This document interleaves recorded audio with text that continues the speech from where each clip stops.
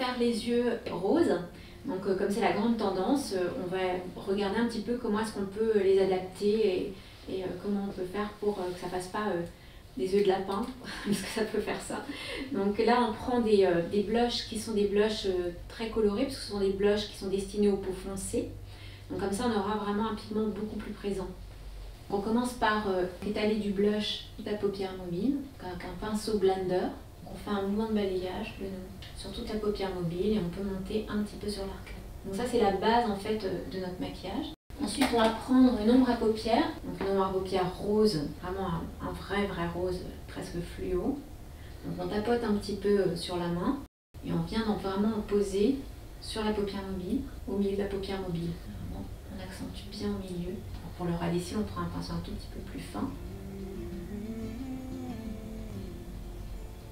Et on va mettre un petit peu d'ombre à paupières sous l'œil aussi, donc avec un pinceau fin.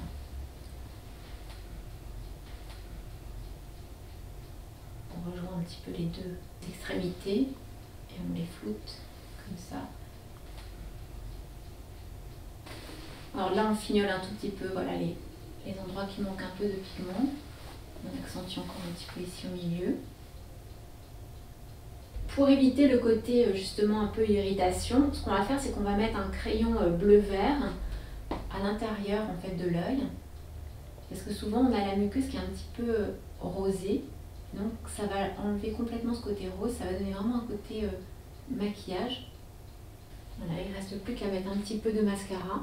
Mais en fait avant de poser le mascara, je vais mettre un petit peu de gloss juste au milieu, sur la paupière supérieure. Donc là je vais poser un peu de gloss en transparence, juste sur la paupière mobile, au ras des cils, pour vraiment faire briller le rose, lui donner un côté très glossy. Alors il ne faut pas en mettre trop haut, parce que sinon le rose va venir vraiment s'imprimer ici, ce ne sera pas joli, ça risque de faire un peu brouillon, donc il faut vraiment le poser au ras des cils et au milieu ici, pour avoir cette petite touche de lumière. Et on n'en met pas en dessous pour pas que ça bave.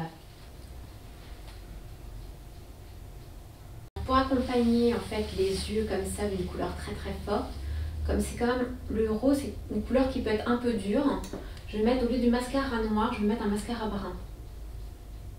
Ce sera plus doux, ça va faire exactement le même effet qu'un mascara noir, c'est-à-dire que ça va galber le cil, ça va le recourber, ça va l'allonger, mais sans durcir au niveau de la couleur.